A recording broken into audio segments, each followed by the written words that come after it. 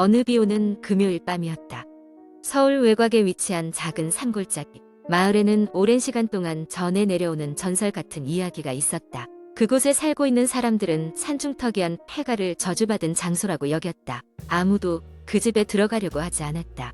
얘기에 따르면 그 집에 발을 들여놓은 사람은 다시는 세상에 모습을 드러내지 않는다고 했다. 어느 날 이 도시에서 멀리 떨어진 이국적인 수집품을 찾아 전국을 돌아다니던 한 젊은 예술가가 그 마을에 도착했다. 그는 한적한 분위기를 좋아했기에 종종 이런 작은 마을을 찾아다니며 자신의 작품에 영감을 주는 물건들을 수집하곤 했다.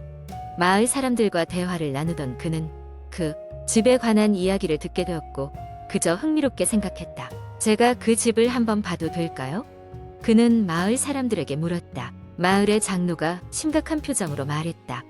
젊은이, 그 집은 장난삼아 갈 곳이 아니다. 많은 사람들이 그곳에 들어갔다가 사라졌다는 것을 잊지 말게.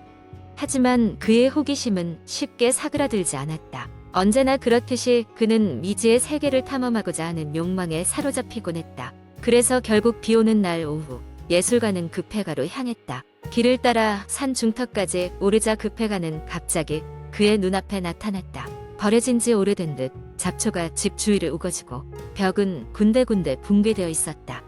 그는 잠시 주저했지만 이미 돌이킬 수 없다는 듯 문을 밀고 들어갔다. 집안은 밖에서 본 것보다 더 어두웠다. 오래된 가구와 앙상한 그림자들이 그를 맞이했다. 예술가는 카메라를 꺼내어 사진을 찍기 시작했다. 낡은 계단을 따라 2층으로 올라가니 오래된 그림들이 벽에 쭉 늘어져 있었다. 탐구심에 사로잡혀 방을 둘러보던 그는 벽에 걸린 한 초상화 앞에서 발을 멈췄다. 그림은 한 젊은 여자의 초상화였다. 이상하게도 그녀의 눈이 그를 따라 움직이는 듯한 기분이 들었다. 갑자기 그는 등에 싸늘한 느낌을 받았다. 마치 누군가가 그를 지켜보고 있는 듯했다. 순간적으로 뒤를 돌아봤지만 구석진 그림자 외에는 아무것도 없었다. 하지만 불길한 느낌은 가시지 않았다. 그는 무언가 잘못되었다는 것을 느꼈다. 그 순간 바람이 창문 사이로 휘몰아치면서 문이 쾅 닫혔다. 극심한 고요함이 스며들었다. 공포감이 그를 엄습하기 시작했다.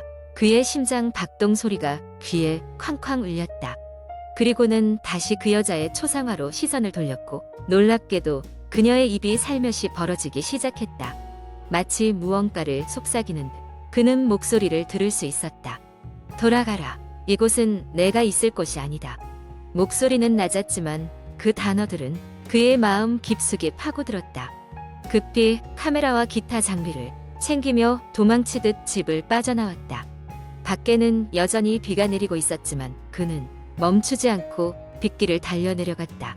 마을에 돌아와 헐떡이며 모든 이야기를 마을 사람들에게 전했을 때 장로는 심각한 표정으로 말했다. 무사히 나왔다니 다행이네. 그 여자는 이 집의 마지막 주인이었어. 그녀는 그 집에서 혼자 살다가 어느 날 실종되었어. 그 후로 그 집에는 아무도 살지 않았어. 그 후로 예술가는 다시는 그 집을 찾지 않았다.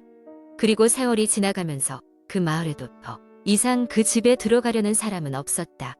마을 사람들은 그저 그 집이 점점 자연에 의해 삼켜지는 것을 조용히 지켜볼 뿐이었다. 그리고 오늘날까지도 이따금 마을 주변에서 이상한 소리가 들린다는 이야기가 종종 흘러나오곤 했다. 하지만 그것이 바람이었을 뿐인지 아니면 그 집에서 벗어나지 못한 영혼의 울부짖음이었는지는 여전히 알 수 없는 일이다. 두 번째 이야기. 몇 년 전 나는 바쁜 도시 생활에 지쳐 잠시 쉬어가고자 시골에 위치한 작은 마을로 여행을 떠나게 되었습니다. 이 마을은 인터넷에서도 잘 알려져 있지 않았고 그래서인지 조금은 신비롭고 독특한 매력을 가지고 있었습니다. 일주일 동안 그곳에 한적한 민박집에서 묵기로 하고 짐을 꾸려 떠났습니다. 마을은 너무나 조용했습니다. 마치 시간이 멈춘 듯이 거리에는 사람의 그림자도 보이지 않았고 낡은 벽돌 집들도 모두 침묵을 지키고 있는 듯했습니다. 대문 앞에 앉아있던 할머니 한 분이 나를 반갑게 맞이하며 말을 걸어서 가까스로 용기를 내어 민박집에 들어설 수 있었습니다. 민박집 주인은 친절한 중년 부부였고 나는 그들에게 이곳이 왜 이렇게 조용한지 물어보았습니다.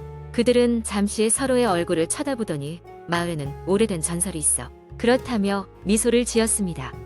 그 전설은 매년 꼭두 새벽이면 마을 중심에 있는 오래된 나무 아래서 무언가 신비로운 일이 일어난다는 것이었습니다. 그러나 그들은 그 이상의 말을 하려 하지 않았습니다. 호기심이 생긴 나는 그날 밤 기대 반 두려움 반으로 잠을 이루지 못했습니다. 새벽 2시가 되었을 때 나는 저절로 발길이 오래된 나무로 향했습니다. 불빛에 비친 나무는 고대의 신목처럼 우뚝 솟아 있었고 그 아래에는 희미한 불빛이 깜빡이고 있었습니다. 나는 숨어서 그 광경을 지켜보았습니다. 그곳에는 마을 사람들이 모두 모여 있었고 무언가를 열심히 준비하는 듯했습니다. 그들이 빙둘러 모이자 한 노인이 나무 앞으로 걸어 나왔고 이상한 주술 같은 말을 외우기 시작했습니다. 그 순간 나무 아래에서 몽환적인 안개가 뿜어나오며 모두를 감쌌고 그들은 일제히 천천히 춤을 추기 시작했습니다. 공포감에 휩싸였지만 그 광경에서 눈을 떼지 못한 채 넋을 잃고 바라보다가 갑자기 한 눈동자가 내 쪽을 응시하는 것을 느꼈습니다. 놀란 나는 라이트를 껐지만 이미 늦어버렸습니다. 모두가 나를 쳐다보고 있었고 그들은 천천히 내 방향으로 걸어오기 시작했습니다.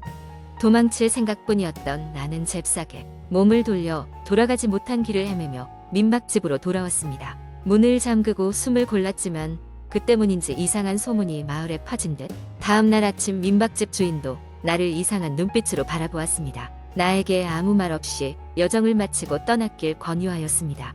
도시로 돌아온 후에도 그 마을과 그 밤의 기억은 쉽게 잊혀지지 않았습니다. 그러던 어느 날 옛날 마을에 관한 이야기를 다루는 책을 우연히 발견했습니다.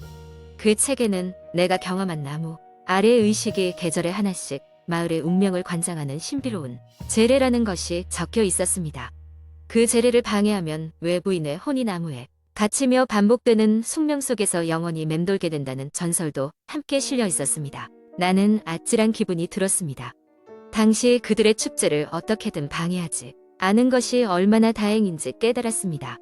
그리고 다시는 그 마을에 대해 더 알고 싶지도 돌아가고 싶지도 않았습니다.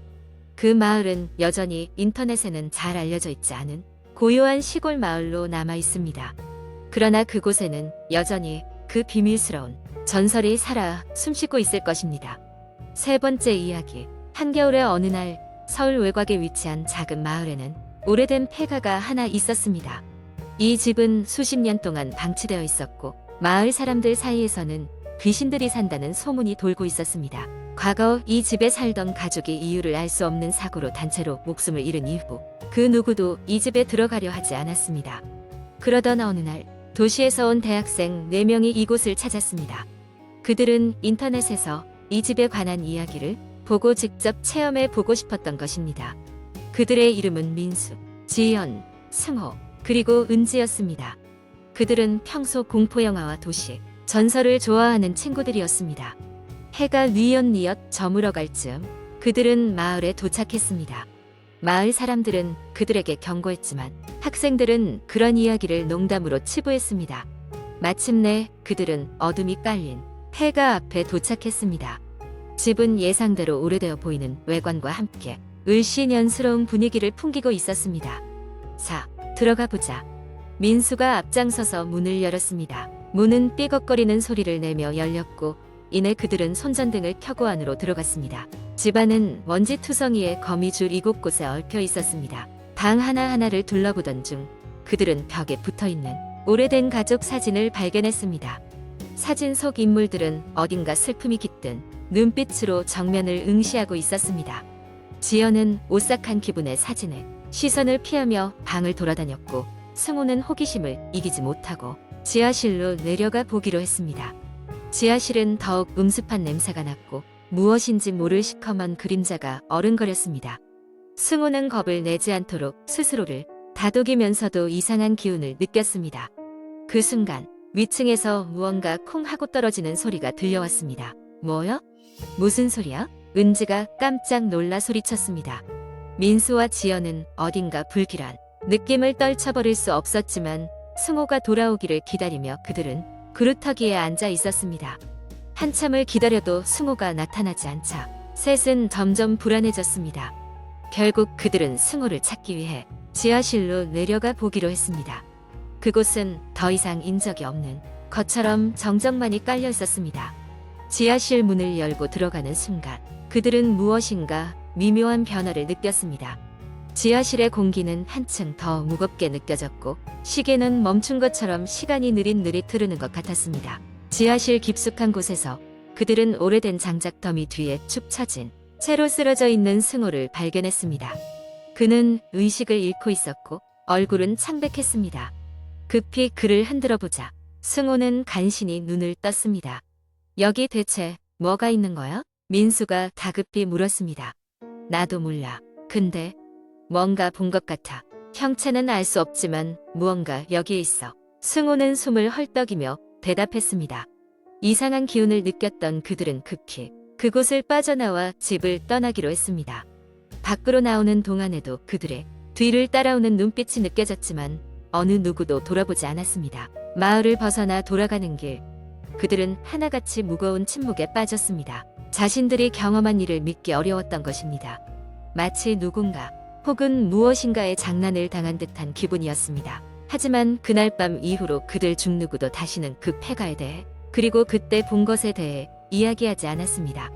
마을 사람들은 이후로도 그 집을 먼 발치에서만 바라볼 뿐 가까이 가려 하지 않았습니다. 그저 전해오는 소문과 절대로 궁금증을 이기지 말라는 말을 전할 뿐이었습니다. 세월이 흘러 그 집은 서서히 잊혀져 갔지만 가끔씩 그 집 앞을 지날 때면 체감할 수 없는 차가운 한기가 등골을 타고 흐르는 것을 느낄 수 있었습니다. 그리고 여전히 그 안엔 무언가가 남아있는 것만 같았습니다.